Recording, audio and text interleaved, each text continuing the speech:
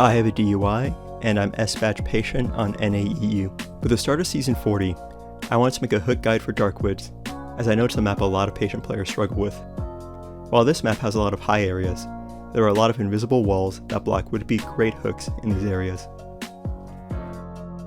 The sources of these invisible walls are the wooden railings and some of the rope railings in the treehouse and swing areas of the map. A good way to visualize them is to imagine that the railings are large glass walls, with the railing themselves being the base of these walls. This is also why you can't target objects on the other side of these invisible walls. This is something you always need to keep in mind whenever you use your hook on this map, as accidentally slamming into a wall will ruin your kite. Some general advice though, not every hook needs to be perfect, nor does it need to be the most optimal or super flashy trick hook. Don't be afraid to use your hooks at all, especially if you're the first kite. Playing patient involves a lot of impromptu hooks, so don't be afraid to take advantage of all the trees across the map to help you with your kites and come up with hooks on the fly. Starting off with the most problematic area of the map, these platforms on Riverside have the most invisible walls out of anywhere else on the map. By lining up your crosshair with the top of this lamppost, you're able to hook off of it to transition to different areas from this platform. You're able to land towards the center field god palette,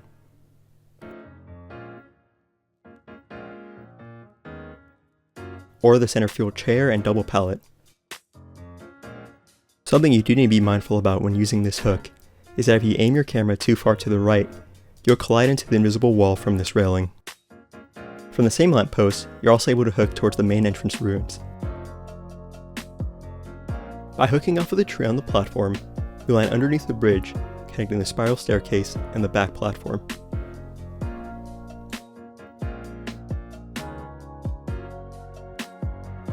You can take a left to walk up the spiral staircase, which is useful for breaking line of sight with the hunter, or walk towards dungeon. You can also take a right to go up to the back platform. Due to all the railing here, there aren't many hooks that are useful here. One of the only notable hooks are towards dungeon, which can be useful in clutch endgame situations. By lining up your crosshair with the corner of this branch on the tree, you're able to land right on top of the dungeon.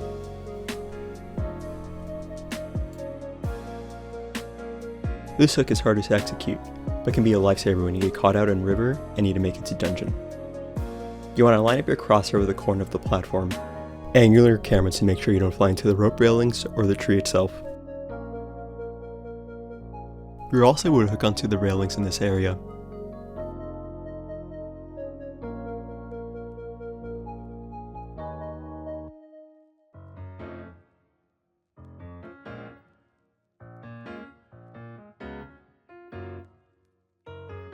The only railing you cannot hook onto is the spiral staircase railing.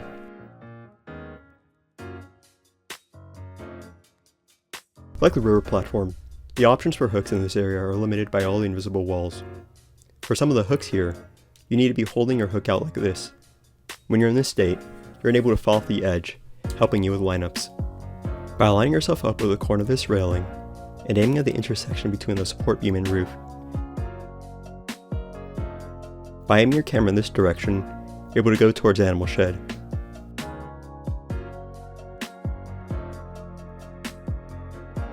You can also aim your camera in this direction to go towards Cottage. You want to make sure you aim as high as possible so you don't collide with the invisible wall. Line up the crosshair with the intersection of this wood and the roof. Aim your camera towards the gap to hook off of the tree and get distance. Since the gap is so small, I'd recommend practicing this hook out in customs to get some muscle memory. Like the Riverside platform, you can hook onto the railing of the treehouse from a variety of angles. These hooks can be useful when you need to do one more loop of treehouse or need to get to treehouse in the first place.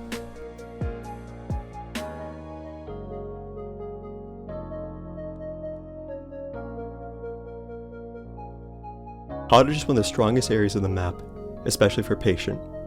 The high elevation and ability to hook onto almost everything inside a cottage makes it a versatile area for patient to kite in. Like other stairs on the map, you're able to hook onto the railings inside a cottage.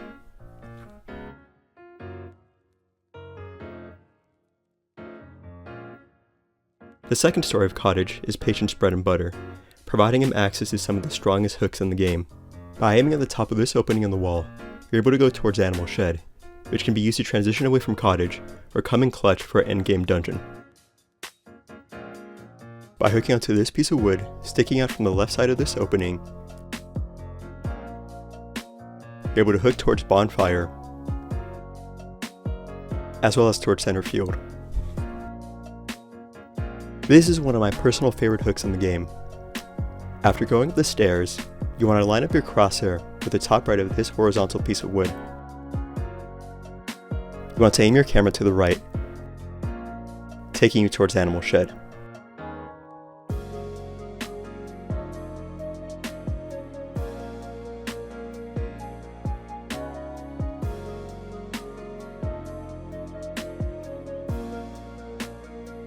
Wooden beams inside of Cottage are targetable. This can be taken advantage of by hooking onto a beam from either stairs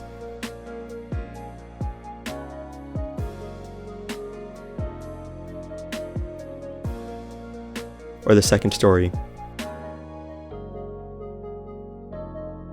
There are several spots where you can hook. What's important is that you kick off towards window by aiming your camera the direction of it.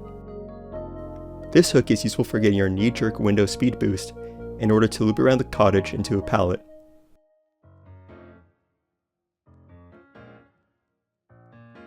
It's also useful in endgame for getting towards dungeon, while also baiting the hunter away from it.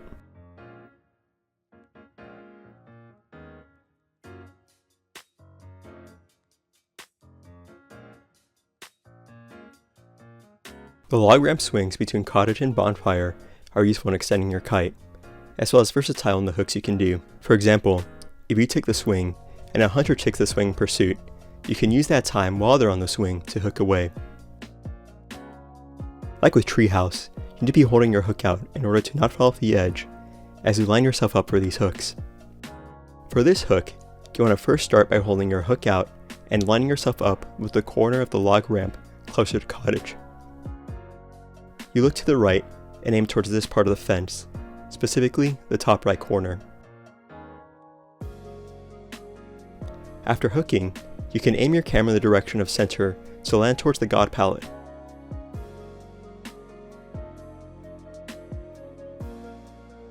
You can aim your camera in the direction of this chair in front of Cottage to rescue, as you'll land right in front of the chair. You can also aim your camera in the direction of Bonfire to transition or rescue. When on the Bonfire side of the log ramp, you can hook at this intersection on the crane, turning your camera to the right, landing in front of this chair to rescue, which is notoriously hard to rescue from. This hook is used to transition from log ramps towards center field. I typically use this hook while the hunter is swinging. By lining yourself up with the left edge of the ramp and lining your crosshair with the intersection of this fence, you can hook to land in front of the god pallet.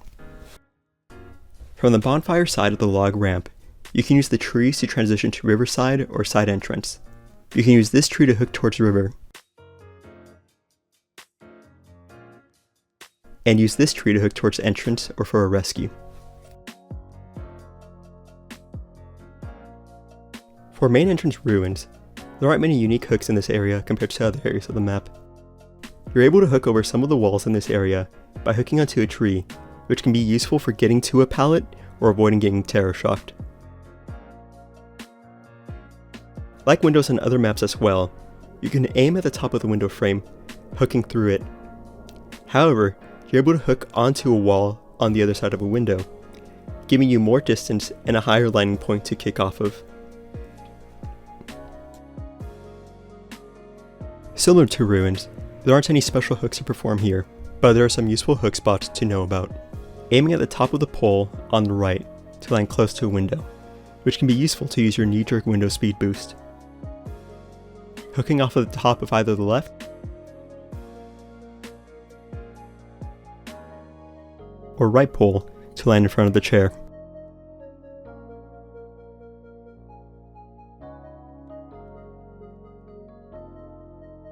Animal Shed has no invisible walls, with tall trees surrounding it, giving us a few opportunities to get creative with hooks.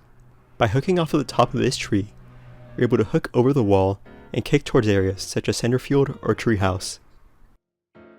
You can also use this tree to hook over the wall to get into Animal Shed. You can hook through this opening in the fence, which is useful for getting to the chair or dungeon when coming from Centerfield. You're also able to hook over this wall towards Cottage by aiming at this tree.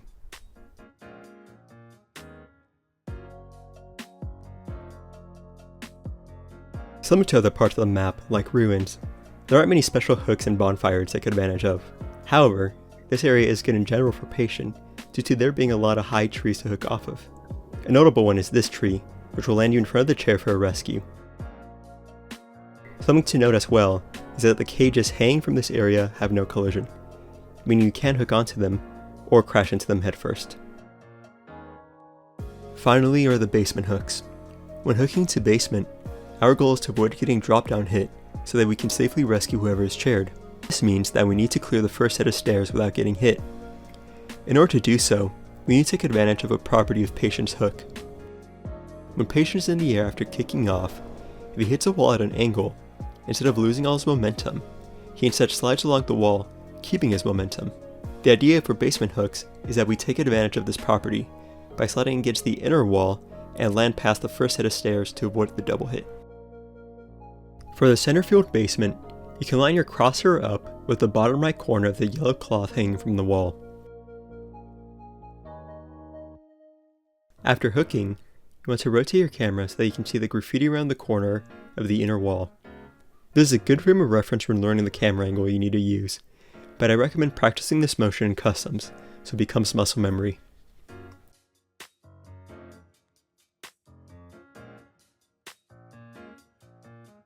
You can hook from a variety of angles. What matters is where the hook lands.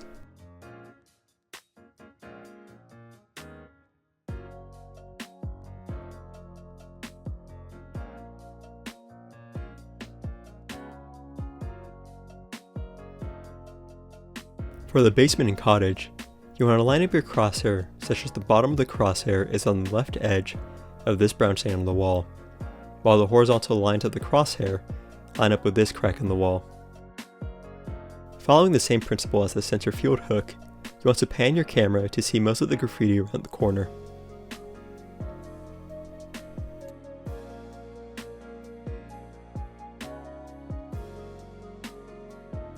Thank you for watching to the end of the video. If you have a request on what guide I should make next, or if you have any questions, feel free to drop a comment and I'll be sure to respond.